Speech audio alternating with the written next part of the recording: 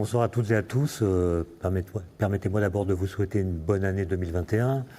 Il est encore temps. Je vous souhaite une année-lumière sans mettre un tiret entre les deux mots, parce que si on met un tiret, une année-lumière, ça devient une distance beaucoup trop grande. Et donc, je vous souhaite simplement une année lumineuse. À l'invitation d'Olivier Détourné, je vais donc vous parler d'Einstein. Einstein et la relativité. Alors, Einstein, vous le savez tous, c'est une sorte de figure monumentale, c'est un monolithe écrasant, c'est une mythologie gelée à lui tout seul. Il fut à la fois une sorte d'intellectuel total, mais aussi un héros populaire auquel on a consacré de son vivant et après plus de 2000 livres, si mon compte est bon, des milliers d'articles, des centaines de documentaires. On l'a tellement photographié que son visage est aussi connu que la face de la Lune. On l'a également statifié, décortiqué. On a même découpé son cerveau en lamelles pour les analyser. Et en l'an 2000, c'est lui que parmi une liste impressionnante de grandes figures, les lecteurs du magazine Time ont choisi pour symboliser l'homme du XXe siècle. Einstein a travaillé sur énormément de sujets, la lumière bien sûr, l'espace et le temps, la gravitation. Il a aussi déposé des brevets, car il était aussi ingénieur. Et c'est bien sûr les travaux qu'il a menés sur la relativité, plutôt sur les relativités qui sont les plus connues. Et je vais essayer aujourd'hui de vous raconter comment ces deux théories, la relativité restreinte, qu'il a publiée en 1905, et la relativité dite générale, qu'il a publiée en 1915, se sont construites. Je parlerai évidemment de la fameuse formule E égale mc2, qu'il a également publiée en 1905. Et enfin, si j'ai le temps, j'évoquerai la posture d'Einstein vis-à-vis de l'espace et du temps, c'est-à-dire comment il avait tel ou tel rapport à la géographie, à l'endroit où il se trouvait. Et j'essaierai de vous convaincre que sa façon de considérer sa position dans l'espace obéissait aux principes qu'il avait mis au cœur de ces deux théories de la relativité.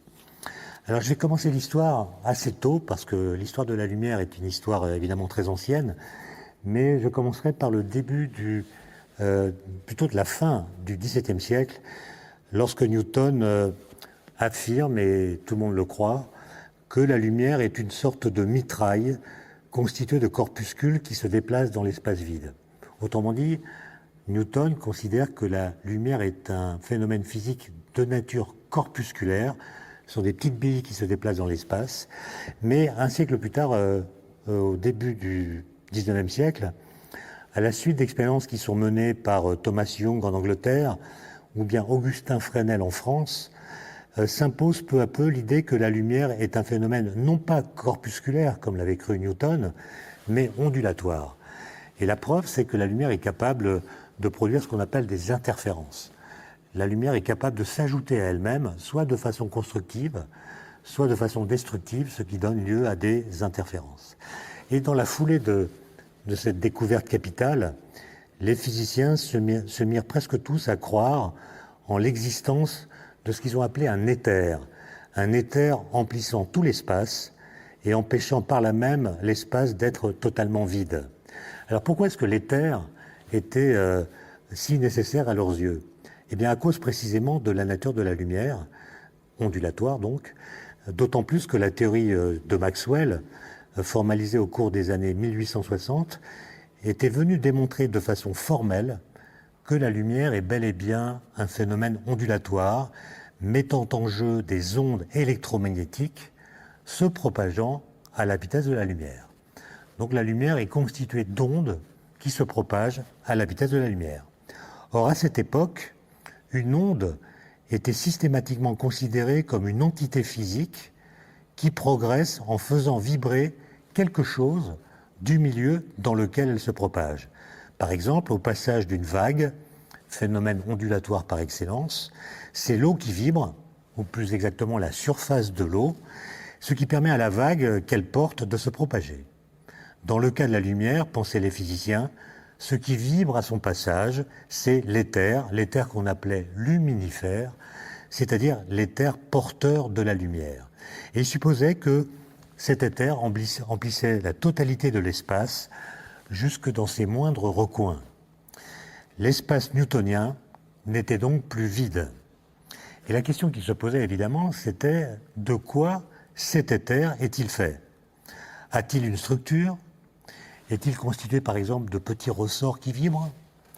Était-il plutôt solide, plutôt élastique? Avait-il une masse non nulle? Et après quelques hésitations, une première conclusion s'est imposée. La théorie de Maxwell, la théorie électromagnétique, laissait entendre que l'éther ne ressemblait à aucun matériau connu.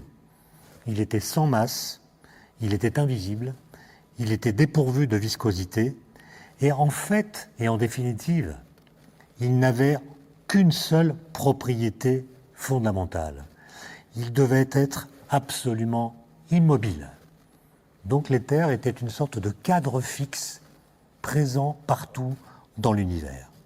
Alors, à partir du moment où ce résultat a été établi, un physicien américain qui s'appelle Albert Michelson, aidé bientôt par un autre physicien qui s'appelle Edward Morley, n'ont eu de cesse tous les deux de vouloir mesurer, grâce à ce qu'on appelle un interféromètre, la vitesse de la Terre par rapport à cet éther censé être absolument immobile.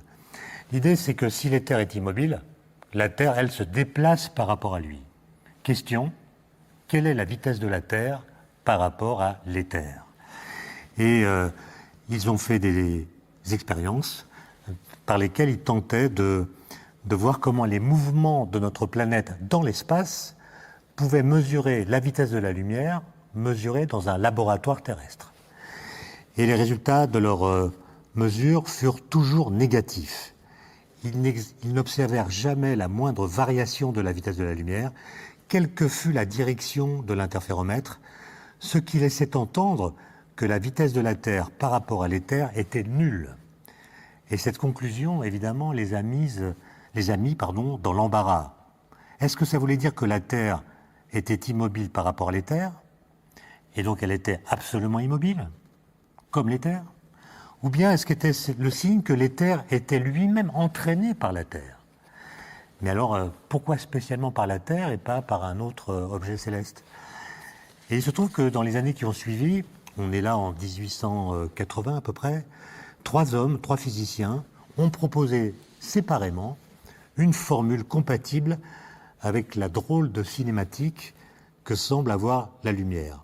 Le premier, c'est un professeur de philosophie naturelle et expérimentale à Dublin qui s'appelle George Fitzgerald, qui publie en 1889 des formules qui rendent compte de la cinématique bizarre de la lumière. Un peu plus tard, en 1892, un physicien hollandais qui s'appelle Hendrik Lorentz publie les mêmes formules à Leyde, en Hollande. Et un peu plus tard, le mathématicien français Henri Poincaré publie les mêmes formules. Et ces formules étaient assez bizarres parce qu'elles conduisaient à modifier la loi de composition des vitesses. Les vitesses ne se composent plus en s'ajoutant simplement, comme c'est le cas dans l'expérience quotidienne. Quand vous marchez sur un tapis roulant, eh bien, votre vitesse par rapport au sol, c'est la vitesse de votre marche par rapport au tapis, plus la vitesse du tapis par rapport au sol. On ajoute les vitesses. Et là, il semble que pour la lumière, ça ne marchait pas de cette façon. Il s'agissait d'une combinaison un peu plus subtile que la simple addition, et on nomma ces formules les transformations de Lorentz. Et ces transformations ont pour curieux effet de mélanger les coordonnées d'espace et de temps. Lorsqu'on passe d'un référentiel à un autre, le temps semble, d'après ces formules, se transformer partiellement en espace et l'espace partiellement en temps. Ce qui contredit les principes de la physique de Newton, par exemple.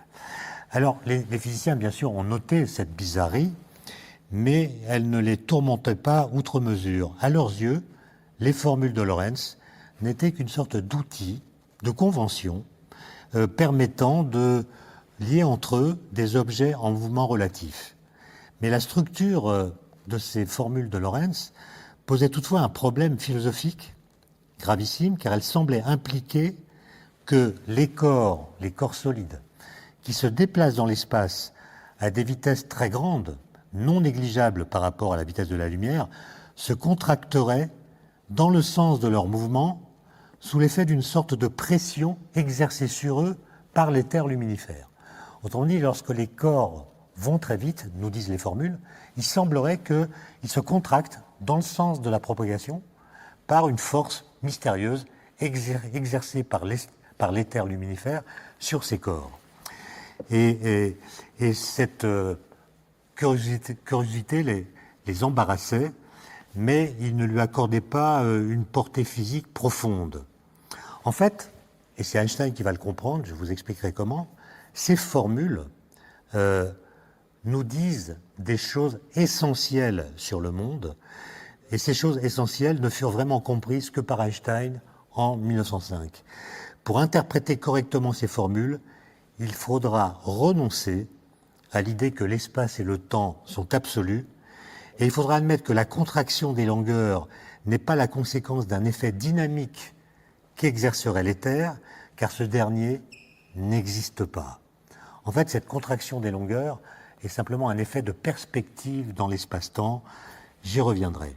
Finalement, Lorentz et les autres, Fitzgerald et Poincaré, ont établi les lois mathématiques qui constituent le cœur de la théorie de la relativité restreinte, tout en se trompant sur leur interprétation physique. Alors, je vais remonter un peu dans le temps maintenant pour vous expliquer comment l'apparition de cet éther luminifère a fait entrer la physique en crise et comment Einstein a permis à la physique de sortir de cette crise. L'éther luminifère, je l'ai dit, devait posséder la propriété d'être absolument immobile.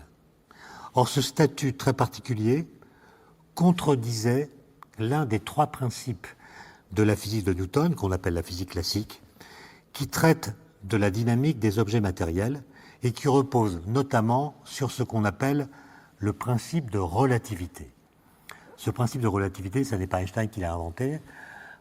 D'après les historiens, c'est plutôt Giordano Bruno, qui a été brûlé, comme vous le savez, en 1600, et il a été repris, sans que Bruno soit cité, par Galilée. Et Galilée le définit de la façon suivante, en deux phrases. Il dit « Le principe de relativité est un principe selon lequel le mouvement est comme rien. C'est-à-dire, quand nous sommes en mouvement, tout se passe pour nous comme si nous n'étions pas en mouvement. » Et il ajoute « L'immobilité est un mouvement partagé. » Par exemple, là, je suis immobile par rapport à cette table, mais cette table et moi-même, à l'heure où je vous parle, se déplacent à très grande vitesse autour du Soleil. Mais comme nous sommes dans le même référentiel, notre vitesse relative est nulle et nous partageons la même immobilité. Et ce principe de relativité, finalement, dit que les lois physiques ne sont pas modifiées par le mouvement. Si, par exemple, vous roulez à vélo à vitesse constante et en ligne droite, et si vous laissez tomber une pierre, celle-ci suivra par rapport à vous, c'est-à-dire par rapport au référentiel dans lequel vous vous trouvez, la même trajectoire que si votre bicyclette était à l'arrêt. Elle tombera à vos pieds, que vous soyez en mouvement ou à l'arrêt. Le principe de relativité implique donc qu'une stricte équivalence démocratique unifie tous les référentiels. Qu'un référentiel soit au repos ou en mouvement ne modifie en rien ce qui s'y passe, au sens où les phénomènes physiques y conservent la même allure et les lois physiques la même forme. Par conséquent, il n'existe aucun référentiel particulier qu'on pourrait distinguer des autres en prétendant qu'il serait immobile dans l'absolu. En effet, sitôt désigné, un tel référentiel pourrait toujours être considéré comme en mouvement par rapport à d'autres référentiels ayant exactement le même statut que lui. En somme, la mécanique de Newton, la mécanique classique, nous dit « rien n'est immobile dans l'absolu ». Rien n'est immobile dans l'absolu. Alors que l'électromagnétisme de Maxwell semble nous dire « l'éther luminifère est absolument immobile ». Et donc il y a une sorte de contradiction entre ce que dit la mécanique de Newton et ce que dit la théorie de Maxwell de l'électromagnétisme à propos de l'éther.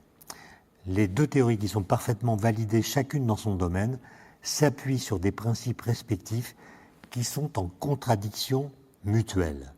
Comment résoudre ce hiatus. Certains physiciens en étaient venus à questionner les principes de la mécanique au motif qu'ils contredisaient le statut quasi sacré à leurs yeux de l'éther.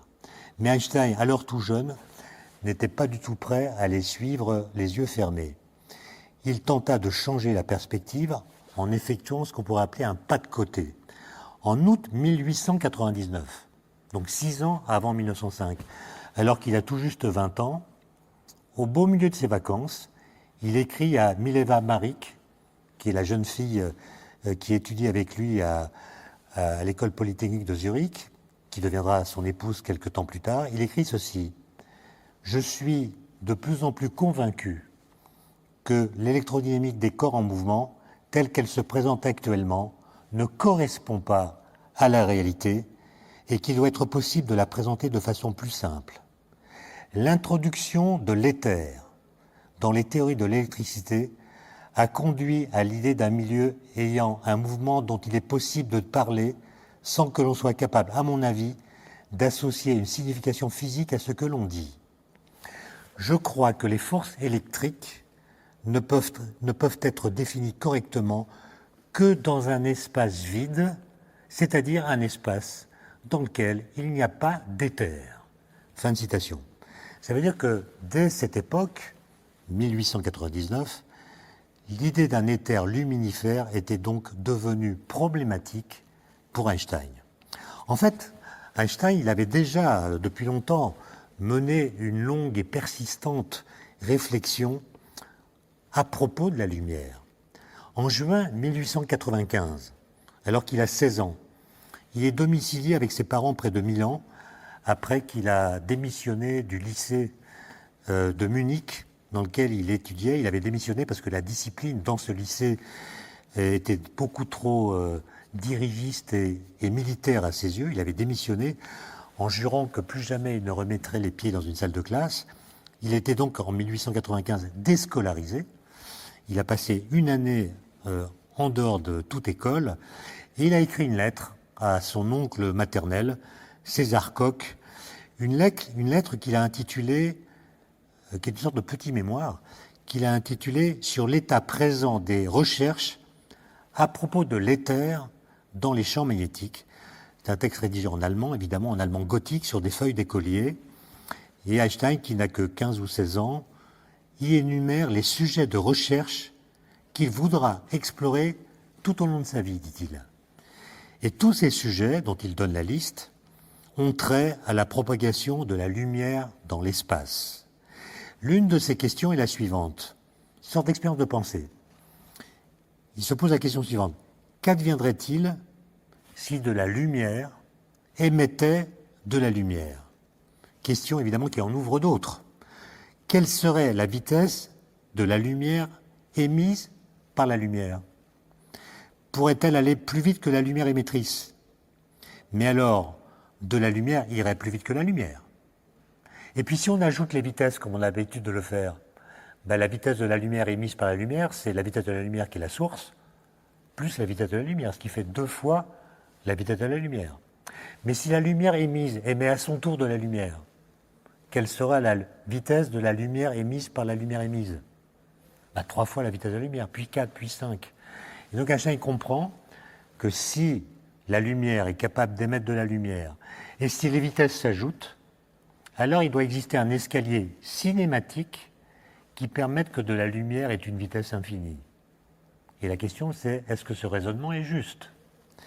Et un peu plus tard, en 1896, il est à cette époque-là à nouveau scolarisé, non pas en Allemagne mais en Suisse, dans une petite ville qui s'appelle Aarau, dans un lycée où les méthodes pédagogiques sont beaucoup plus libérales qu'en Allemagne. Et Einstein va là passer sa 17e année. Et un jour, il formule une question en forme, là encore, d'expérience de pensée. Simplement là, l'expérience de pensée va mettre en scène son propre corps, ce qui sera sa grande originalité par la suite. C'est une question étrange qui est à rebours du mode de pensée classique des physiciens, puisque précisément, il imagine son corps dans une certaine situation, il imagine qu'une certaine théorie physique est exacte, et il essaie de ressentir avec son corps ce qu'il éprouverait dans la situation qu'il a imaginée si les lois physiques qu'il a prises en référence sont vraiment vraies. Et la question qu'il se pose est la suivante. Comment percevrais-je la lumière si je chevauchais un rayon lumineux? Dans cette situation, les ondes électromagnétiques dont est constituée la lumière me paraîtraient stationnaires. Si vous êtes à cheval sur une onde électromagnétique, vous êtes dans la position d'un surfeur qui est posé sur la crête d'une vague et qui va suivre le mouvement de la vague. Donc la vague qui est devant lui est immobile par rapport à lui, la vague qui est derrière lui est immobile par rapport à lui, il avance avec elle, de sorte que le surfeur voit autour de lui des ondes qui sont immobiles par rapport à lui, qui sont stationnaires. Et donc Einstein se dit, la lumière est en fait d'ondes électromagnétiques, si je suis à cheval sur une onde avec mon corps, je percevrai une onde stationnaire. Or, Einstein savait déjà, à cet âge-là, que les équations de Maxwell, qui décrivent la propagation de la lumière, n'ont pas de solution correspondant à ces situations stationnaires. Et donc Einstein se demande, est-ce que c'est mon expérience de pensée qui est impossible ? Ou est-ce que ce sont les équations qui disent qu'elle est impossible qui sont fausses? Et il va mettre 9 ans à régler ces problèmes, à réfléchir sur cette question. Et 9 ans plus tard, à Berne, en 1905, donc au mois de juin, il va publier un article qui va répondre à ces questions et qui contient ce qu'on appellera par la suite la théorie de la relativité restreinte.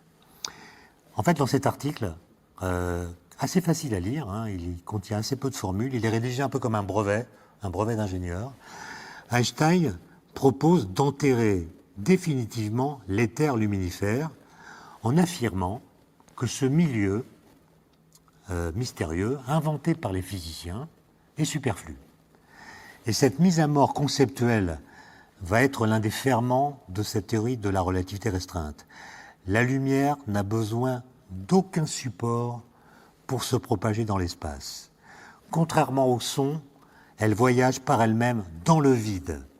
Elle est donc un phénomène physique à part entière, une vibration autonome et non plus l'ébranlement d'un milieu, l'éther, qu'elle traverserait en prenant appui sur lui.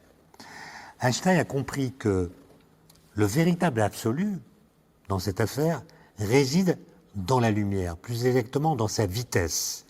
La vitesse de la lumière est la même dans tous les référentiels.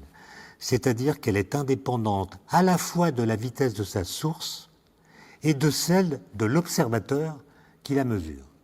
Par exemple, si une voiture s'approche de moi tout phare allumé, je pourrais spontanément penser que la lumière qui m'arrive, qui est émise par les phares de la voiture, aura une vitesse égale à la vitesse de la voiture plus la vitesse de la lumière. Eh bien, Einstein nous dit non. Quelle que soit la vitesse de la lumière qui s'approche de moi, même si elle est très élevée, même si elle est proche de celle de la lumière, eh bien, la vitesse de la lumière que je mesurais, la lumière émise par les phares de cette voiture, sera toujours égale à la même valeur, qui est celle de la vitesse de la lumière. Autrement dit, la vitesse de la lumière est invariante par changement de référentiel. En disant cela, Einstein tenait les réponses aux 2 questions qu'il s'était posées pendant son adolescence, en Italie d'abord, à Milan, puis en Suisse, à Arao. Si de la lumière émettait la lumière, quelle serait la vitesse de la lumière émise? Réponse, celle de la lumière. Pourquoi? Parce que la lumière va toujours à la vitesse de la lumière. Comment percevrais-je la lumière si je chevauchais un rayon lumineux? Réponse, cette situation est impossible. Pourquoi? Parce que la lumière va toujours à la vitesse de la lumière pour n'importe quel observateur. Et donc je ne peux pas être immobile par rapport à elle. Je ne peux pas la chevaucher, puisque quelle que soit ma vitesse dans l'espace, la lumière ira par rapport à moi à la vitesse de la lumière. Et si on lit attentivement cet article de juin 1905, on voit que la première partie du texte ressemble à une sorte de brevet d'ingénieur. D'ailleurs, il travaillait à l'Office fédéral de la propriété intellectuelle de Berne, qui était une sorte d'office des brevets. Einstein parle par endroits à la première personne. Les calculs mathématiques sont élémentaires. Il n'y a pas de note infrapaginale. Il n'y a même pas de référence à quelque article ou expérience scientifique. L'auteur, qui se veut d'abord pédagogue, s'exprime comme s'il voulait former son lecteur, et il ne discute que de processus physiques extrêmement simples, tels que le comportement des horloges, des règles graduées et des corps en mouvement libre. Et les questions qu'il pose, dès la deuxième page, sont d'une naïveté désarmante. Par exemple, il pose cette question: qu'est-ce que je veux dire quand je dis que tel train arrive ici, dans cette gare, à 7 heures? Et le pire, c'est qu'il répond. Il fait comme si les lecteurs vont apprendre grâce à lui ce que veut dire lire l'heure sur une montre. Il répond: eh bien, cela signifie que le passage de la petite aiguille de ma montre sur le chiffre 7 et l'arrivée du train à quai sont des événements simultanés. Bon, on pourrait se demander, mais pourquoi est-il si important de rappeler cette évidence qui est à la portée d'un enfant de 5 ans? En réalité, Einstein progresse en posant des questions simples, en répondant, puis en voyant comment la réponse engendre de nouvelles questions simples, en y répondant, etc., sans jamais lâcher le morceau. Par exemple, il se demande ensuite, mais qu'est-ce que ça veut dire que d'annoncer que le train va arriver à 7 heures à la gare, si moi je ne suis pas à la gare? C'est-à-dire si je suis à distance de la gare. Comment est-ce que je peux savoir l'heure qu'il est là-bas si je n'y suis pas? Et puis autre question, qu'est-ce que je veux dire quand je dis que le train va arriver à 7 heures à la gare, si moi-même je suis en déplacement par rapport à la gare? Voilà une question que personne n'avait jamais posée. Et donc en enfilant les unes derrière les autres des questions naïves, on peut arriver à des questions extrêmement profondes qui n'ont été examinées par personne auparavant. Et un peu plus tard, évidemment, ce mariage entre l'invariance de la vitesse de la lumière et le principe de relativité va conduire à ce que l'espace et le temps ne soient plus absolus mais relatifs. C'est-à-dire que la vitesse va modifier, la vitesse de déplacement dans l'espace va modifier la mesure que l'on fait de la longueur d'un objet, par exemple. Selon qu'on est immobile par rapport à lui ou selon qu'on est en déplacement par rapport à lui, on ne mesurera pas la même longueur. Pareil pour les durées. Donc l'espace et le temps deviennent relatifs. Ensuite, au mois de septembre, Einstein, qui continue à réfléchir, il pense toujours aux mêmes choses, en fait, même quand il est en vacances. Il va avoir l'idée de ce qui va donner un tout petit article très court de septembre 1905, donc quelques mois plus tard, dans lequel il y a la fameuse formule E égale mc2, écrite avec des notations différentes. Alors, il se trouve que dans l'imaginaire collectif, la formule E égale mc2 est intriquée à deux événements tragiques qui sont la bombe larguée sur Hiroshima, qui s'appelait Little Boy, le 6 août 1945, et trois jours plus tard, le 9 août, la bombe Fat Man larguée cette fois sur Nagasaki, et qui ont toutes les deux provoqué évidemment les désastres que vous connaissez. Et on a donc amalgamé la formule E égale mc2 à l'idée de la bombe atomique. En fait, c'est un amalgame complètement injuste, injustifié, qui a commencé 1 an après le premier essai d'une bombe atomique qui avait eu lieu au Nouveau-Mexique le 16 juillet 1945. Donc quelques semaines, 2 semaines, 3 semaines avant les largages des bombes sur Hiroshima et Nagasaki. Et pour commémorer cet anniversaire, le magazine Time, daté du 1er juillet 1946, afficha sur sa couverture une représentation saisissante d'Einstein qu'il s'appelle le cosmoclaste, c'est-à-dire le destructeur de l'ordre. Elle montre le visage bienveillant d'Einstein, la crinière en bataille, avec les traits marqués, le regard portant au loin comme s'il interrogeait la postérité, cependant qu'en arrière-plan, une colonne de flammes et de fumée s'élève vers un nuage en forme de tête d'un cobra. Et inscrite sur le nuage, il y a la formule E égale mc2, qui vient là symboliser le pacte faustien que la physique la plus théorique aurait conclu avec le mal le plus concret. Pourtant, E égale mc2 n'a ni plus ni moins de lien avec la bombe atomique qu'avec le craquement d'une allumette ou la chute d'un crayon à papier. Alors pour le comprendre, il faut revenir à l'année 1905. Einstein est épuisé par la rédaction de son article sur la théorie de la relativité qu'on qualifiera, je l'ai dit, de restreinte. Il a dû rester d'ailleurs alité pendant plusieurs jours durant le mois de juillet.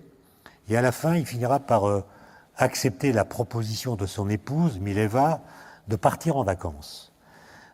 Il accepta cette proposition, donc, et les Einstein partirent avec leur fils Hans Albert à Titel, en Serbie, où Albert Einstein fit la connaissance de ses beaux-parents qu'il n'avait jamais rencontrés. Et ce voyage ne l'empêcha pas de continuer à développer le fil de sa pensée. Et entre deux promenades, il lui est apparu que le mariage de l'espace et du temps qu'il avait célébré au mois de juin engendrait un drôle de rejeton. Le principe de relativité associé aux équations de l'électromagnétisme indique que la masse d'un corps est une mesure directe de l'énergie qu'il contient. Et quelques semaines plus tard, en septembre donc, il adresse à la revue Annalen der Physik un article intitulé « L'inertie d'un corps dépend-elle de son mouvement ?»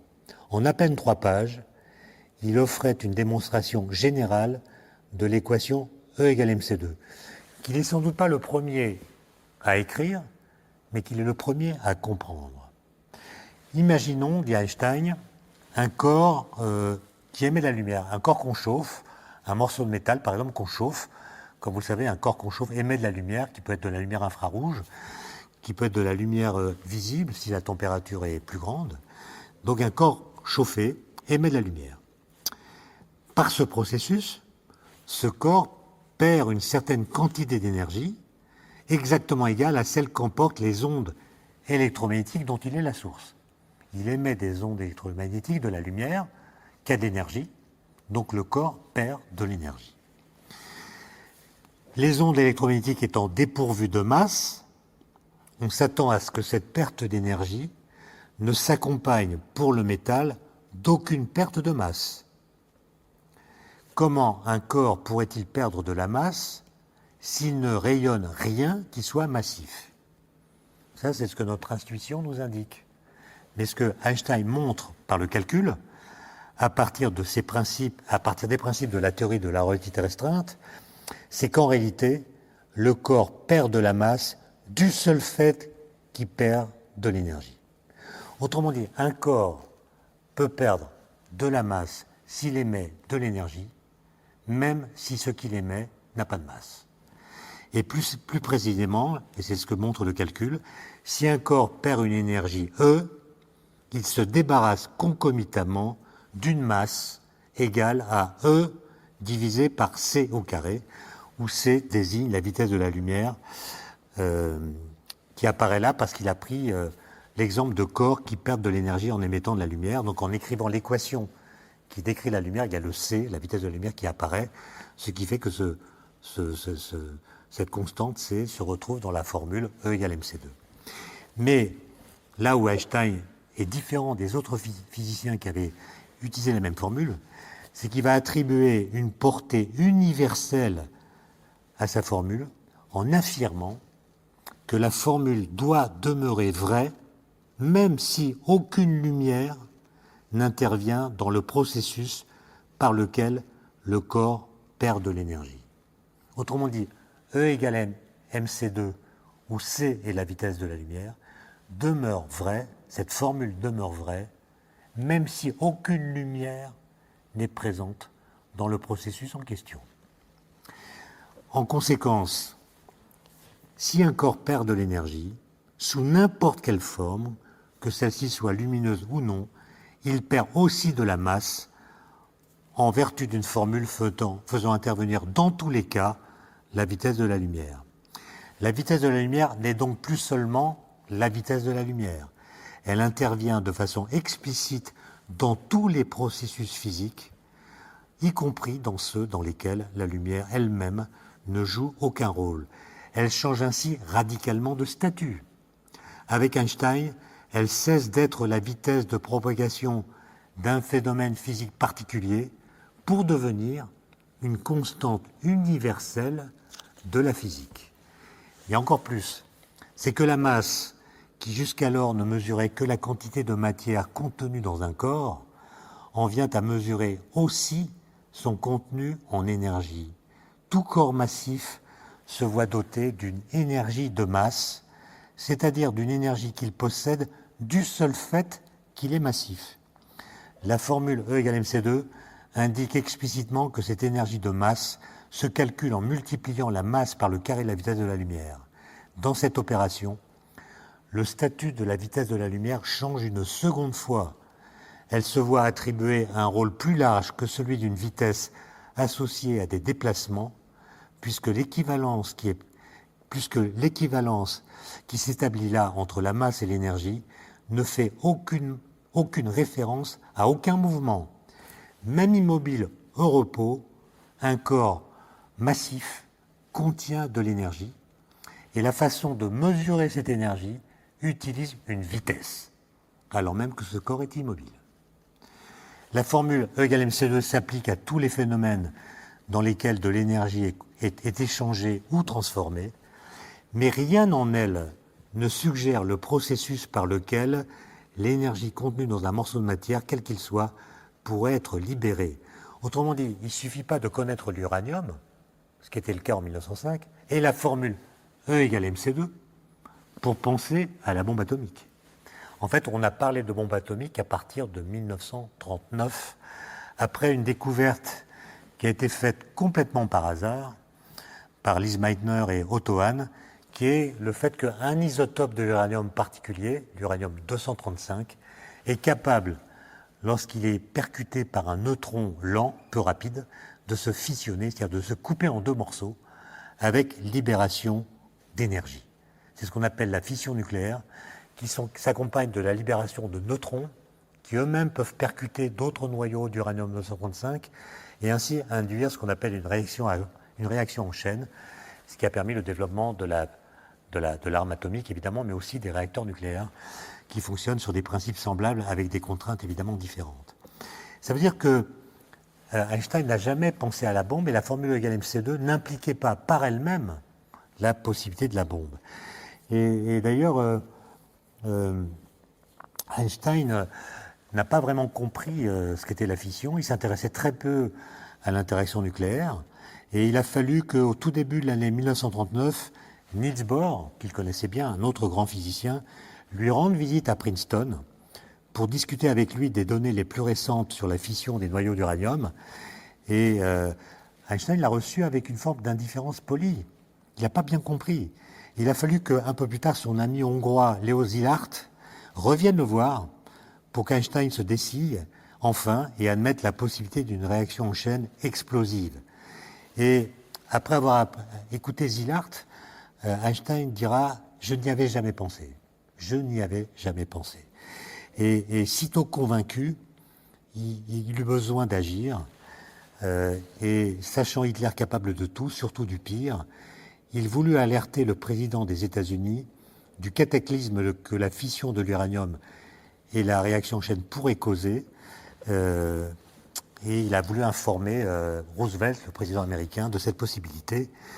Et il a écrit donc une lettre rédigée par Szilard, il a signé plutôt une lettre rédigée par Szilard et Wigner, un autre physicien hongrois, qu'il a signé donc le 2 août 1939 à l'intention du président américain.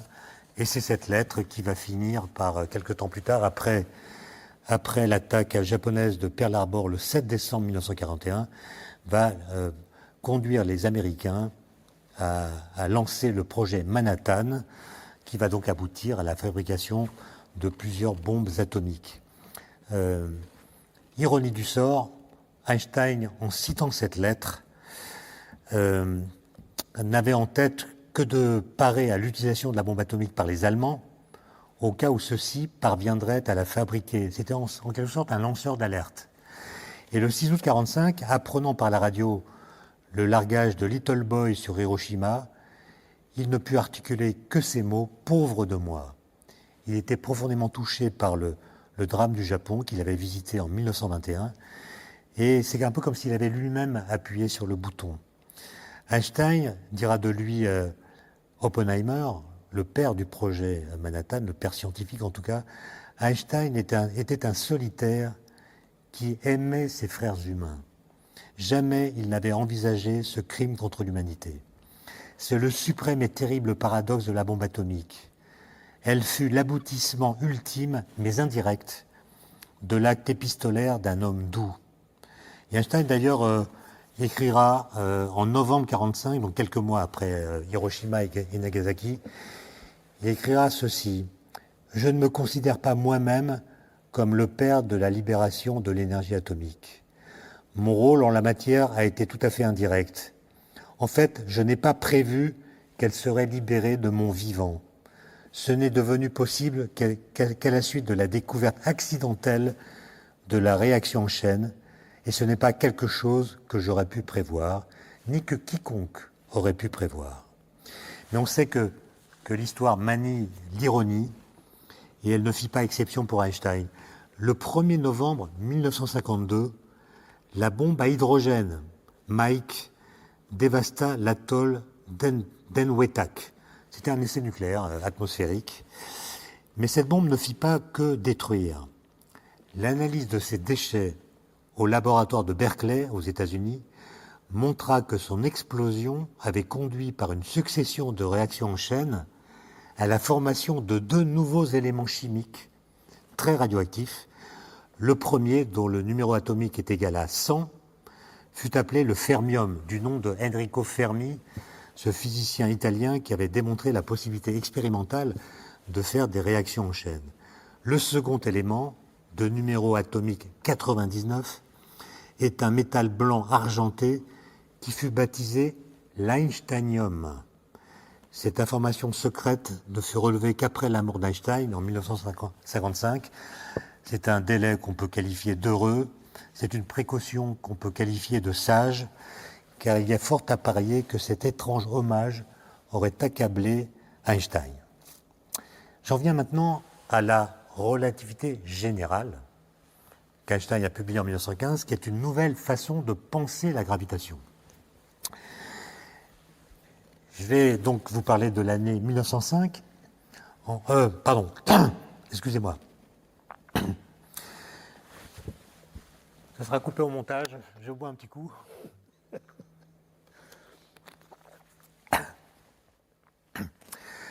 J'en viens à l'année 1907. Donc 2 ans après la publication de la relativité restreinte, Einstein est toujours ingénieur à l'office des brevets de Berne, et il n'a toujours pas de poste à l'université. Et un jour, en rentrant des déjeuners, il fait une sieste, comme il a l'habitude de faire, sur le tabouret sur lequel il s'assoit devant son bureau, et il fait une sieste semi-éveillée, c'est-à-dire il ferme les yeux et il veille à pas complètement s'endormir. C'est-à-dire que s'il s'endort, eh bien, il y a un mouvement réflexe de son corps qui le réveille, et comme ça lui permet de saisir les idées qu'il peut avoir dans cette sieste semi-éveillée, et il est capable de les saisir et d'en faire quelque chose.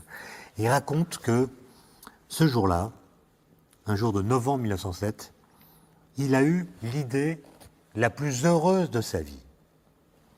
Alors je le cite: « J'étais assis sur ma chaise, sur mon tabouret, dans le bureau des brevets à Berne, lorsqu'une idée m'est apparue.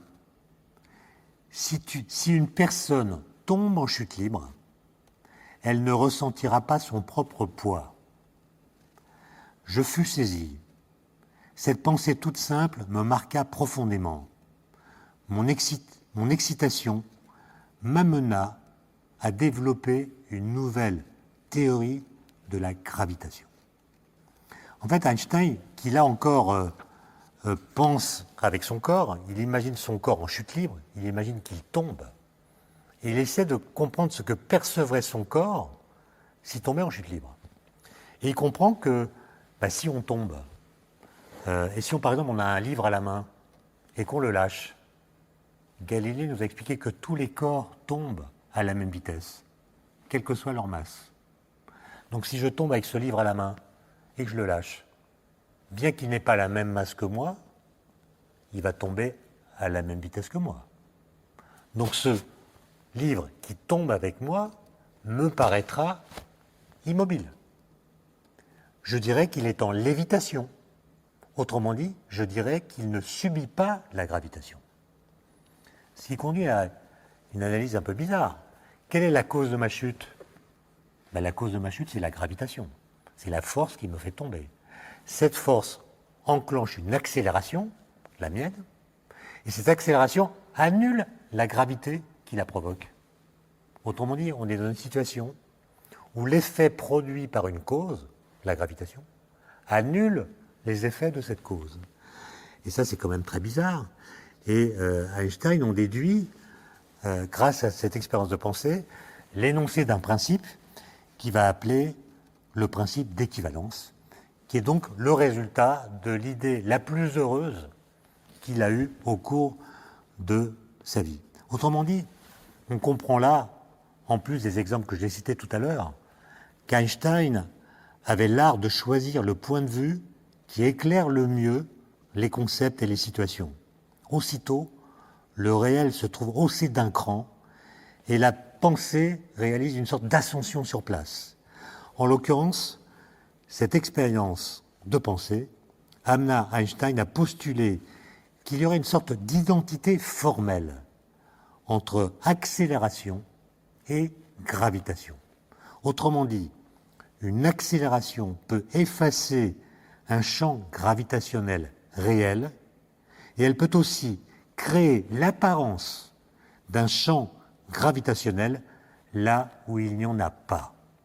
En conséquence de ce principe, une personne se trouvant dans une cabine d'ascenseur sans fenêtre ne saurait dire si la cabine est au repos dans un champ gravitationnel ou si elle est hors de tout champ gravitationnel mais poussée dans une certaine direction avec une accélération constante. Dans les deux cas, cette personne sentirait ses pieds plaqués au plancher et si elle lâchait un objet, celui-ci tomberait exactement comme il le fait sur Terre. Que vous soyez dans une cabine accélérée, en dehors de tout champ de gravitation, que vous soyez posé immobile dans un champ de gravitation, les effets que vous observez sont les mêmes. Une accélération équivaut à un champ gravitationnel. Et suivant le fil de sa logique, Einstein proposa de généraliser le principe de relativité que la théorie de la relativité restreinte réservait aux seuls référentiels galiléens, ce que je n'ai pas dit, c'est-à-dire à ceux qui sont en mouvement rectiligne et uniforme les uns par rapport aux autres. Il va généraliser ce principe de relativité à tous les référentiels, y compris à ceux qui sont accélérés, en s'appuyant donc sur cette équivalence entre accélération et gravitation. 4 ans plus tard, on est donc en 1911, Einstein est à Prague. À Prague parce qu'enfin, il a obtenu un poste académique. Il est professeur à l'université allemande de Prague. Et il va découvrir là, parce qu'il suit toujours les mêmes idées, une conséquence extraordinaire qu'a le principe d'équivalence lorsqu'on l'applique non plus à un corps massif qui tombe ou qu'on accélère, mais à la lumière. Que devient le principe d'équivalence lorsqu'on l'applique à la lumière ? Einstein fait une expérience de pensée. D'ailleurs, il habite un immeuble qu'on peut visiter encore, qui était électrifié, ce qui était rare à l'époque, avec une cabine d'ascenseur qu'il prenait tous les jours pour regagner son appartement. Et il imagine qu'il est dans cette cabine d'ascenseur accélérée. Donc il est dans la première situation que je décrivais tout à l'heure, cabine d'ascenseur, en dehors de tout champ de gravitation, accéléré dans une certaine direction. Il est dans la cabine, il imagine qu'il y a un trou qui est percé dans la paroi de l'ascenseur, qui permet à de la lumière d'entrer dans la cabine. La vitesse de la lumière étant finie, c'est-à-dire non infinie, la lumière va mettre un certain temps pour traverser la cabine. Pendant ce temps, que fait la cabine d'ascenseur ? Elle monte vers le haut, elle est accélérée, et donc la lumière va toucher la paroi opposée à un endroit qui n'est pas en vis-à-vis du point d'entrée, puisque la trajectoire de la lumière vue par l'observateur qui est dans la cabine sera une trajectoire courbée. Donc, Einstein qui est dans l'ascenseur voit une lumière dont la trajectoire est courbée par l'accélération de son référentiel. Là-dessus, il n'y a rien de très surprenant, sauf que Einstein se souvient du principe d'équivalence. Ce qu'il a vu dans l'expérience de pensée qu'il vient d'imaginer est exactement la même chose qu'il verrait si, au lieu d'être dans une cabine accélérée dans une certaine direction, il était dans une cabine immobile posée dans un champ de gravitation. Par exemple, dans le champ de gravitation terrestre. Donc la cabine est posée sur le sol, immobile, et Einstein fait la même expérience, il y a de la lumière qui entre, et il doit voir la même chose que dans la première situation, en vertu du principe d'équivalence. Donc alors que la cabine est immobile, la lumière aura une trajectoire courbée, comme dans la première situation. Dans la première situation, qu'est-ce qui courbait la trajectoire ? L'accélération. Dans la seconde situation, il n'y a plus d'accélération. Qu'est-ce qui va courber la lumière ? La gravitation. Einstein comprend que le principe d'équivalence implique que la gravitation courbe la lumière, bien que la lumière soit sans masse. Et ça, évidemment, c'est une révolution. Il va démissionner de son poste à Prague, retourner à Zurich. Pourquoi Zurich ? Parce qu'à Zurich habite son ami Marcel Grossmann, qui étudiait avec lui à Zurich pendant qu'il était élève à l'Institut Polytechnique. Et Grossmann, à la différence d'Einstein, ne séchait pas les cours de maths. Et Einstein savait que Grossmann avait appris tout ce qu'on pouvait savoir sur les géométries dites non euclidiennes. Et Einstein a compris là qu'il fallait changer la géométrie de l'espace-temps pour tenir compte du fait que la lumière est courbée par la gravitation. Il comprend que ce phénomène-là pourrait être observé lors d'une éclipse totale du Soleil. Il y en a une qui s'annonce dès 1914. Pour le mois d'août, en Crimée, une expédition est montée, mais en Crimée, en 1914, c'est la guerre, l'équipe est arrêtée, les mesures ne sont pas faites, heureusement, parce que les prédictions d'Einstein, à cette époque, étaient fausses. Il n'avait pas trouvé les bonnes équations, et il faudra attendre novembre 1915 pour que Einstein publie les équations de la relativité générale qui modifient complètement la façon de comprendre la gravitation. Au lieu d'imaginer que la gravitation est une force qui s'exerce au travers de l'espace, à distance, il faut imaginer que la gravitation n'est pas une force, mais une déformation de la géométrie de l'espace-temps. Un peu plus tard, il prédira l'existence des ondes gravitationnelles, qui sont des vibrations de la métrique de l'espace-temps, qui seront détectées pour la première fois un siècle plus tard, c'est-à-dire en 2015. Je n'ai pas le temps, malheureusement, de vous raconter tout cela, mais ça sera peut-être l'objet d'une autre conférence. Pour finir, je voudrais que nous discutions ensemble d'une phrase qu'Einstein a écrite un jour sur son rapport à l'espace. Voilà ce qu'il a écrit dans son journal. « Je suis véritablement un voyageur solitaire. Je ne me suis jamais senti pleinement chez moi, ni dans mon pays, ni dans mon foyer, ni avec mes amis, ni même dans ma famille proche. » Vous savez qu'Einstein a été d'abord allemand, puis à 16 ans, il a renoncé à la nationalité allemande pour ne pas faire le service militaire en Allemagne. Il était donc apatride, puis il est devenu suisse, puis il est devenu suisse et allemand, puis il a renoncé à sa nationalité allemande quand Hitler est arrivé au pouvoir. Il était donc suisse, puis il est devenu américain quand il a émigré aux États-Unis en 1933. Bref, il avait un rapport à la nationalité, disons, assez élastique. Mais ce que je voudrais vous dire en conclusion, c'est que, en général, l'identification d'une personne à une région de l'espace-temps semble toujours s'imposer. Tout homme serait d'abord d'un pays, d'un endroit dans le temps, pour parler comme Peggy, ou tenir sa place, ou habiter pour vivre, en sa finitude, une vie d'homme en chair et en âme. C'est ce que dit Péguy. Et il me semble qu'Einstein fut un contre-exemple. Il incarna une sorte de génie du non-lieu. Et je vais vous donner quelques anecdotes pour finir qui éclairent, sans le prouver, ce que je tente de vous expliquer. Par exemple, en juillet 1933, il vit en Belgique, à Coq-sur-Mer, un petit village au bord de la mer, parce qu'il comprend qu'il ne peut pas retourner en Allemagne, puisque les nazis ont brûlé ses livres, investi son appartement, bref, il sent que sa sécurité serait menacée en Allemagne.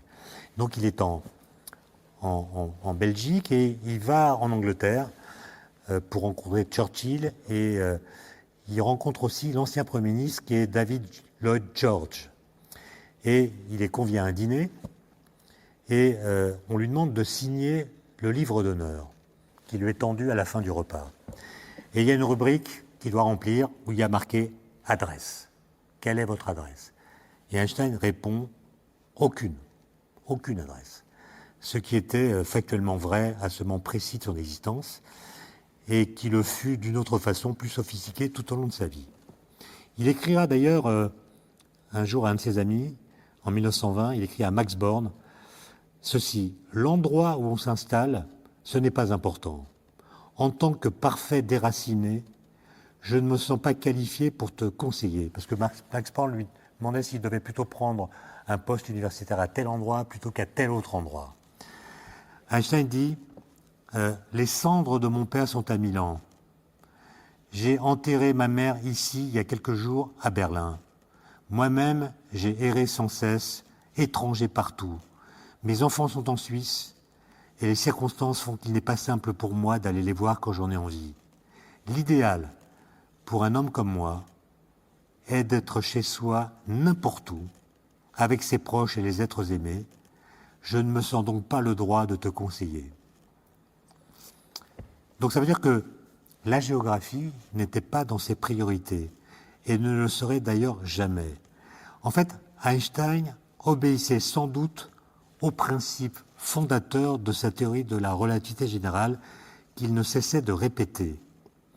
Les coordonnées n'ont pas de sens physique. Tous les systèmes de repérage dans l'espace-temps sont équivalents. Qu'est-ce à dire?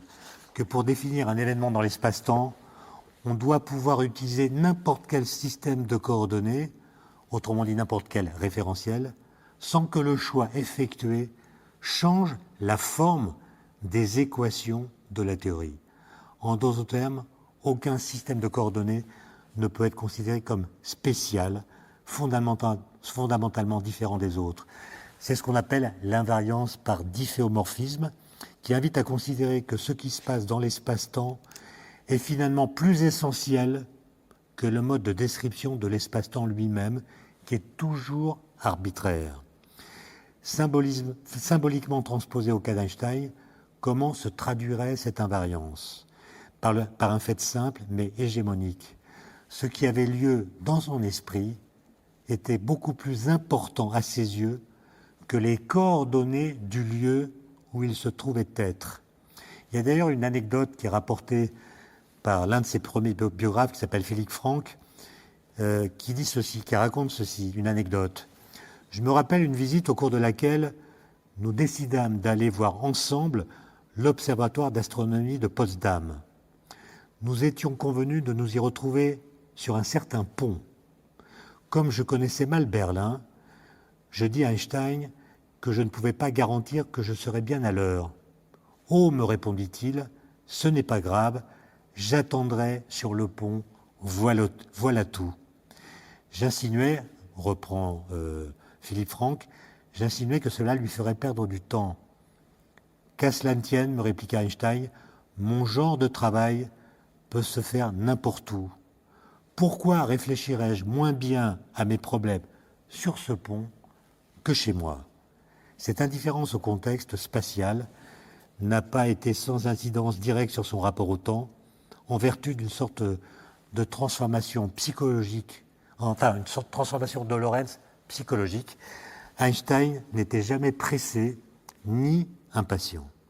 Enfin, dernière anecdote, qui est peut-être la plus savoureuse, en 1919, Après l'éclipse du Soleil observée par Eddington, qui montre qu'effectivement la lumière est déviée par la matière, en l'occurrence par le Soleil, eh bien la ville natale d'Einstein, Ulm, en Allemagne, donc, il y a une rue de la ville qui a été baptisée Einsteinstraße, la rue Einstein. Mais après 1930, les nazis ne purent supporter un tel honneur rendu à un juif célèbre. Et le jour de son élection, le premier maire nazi de la ville changea l'Einsteinstraße en la Fichtestraße, qui ne reprendra le nom d'Einstein qu'après la victoire des Alliés en 1945, pardon. Et en 1946, Einstein apprend qu'il y a eu ces changements de nom donnés à la rue qui avait été un temps baptisée Einsteinstraße, et il écrit une lettre qui sera ma conclusion. J'avais eu connaissance à l'époque de l'amusante histoire des noms de rues qui m'avait bien fait rire.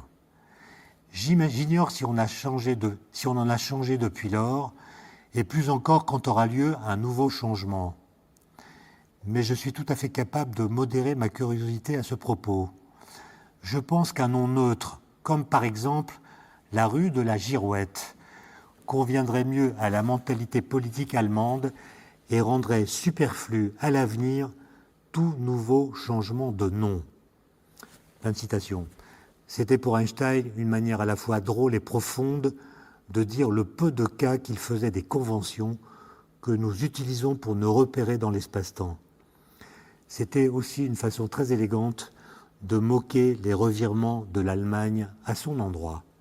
Voilà, je vous remercie pour votre attention et j'essaierai, s'il y en a, de répondre à vos questions.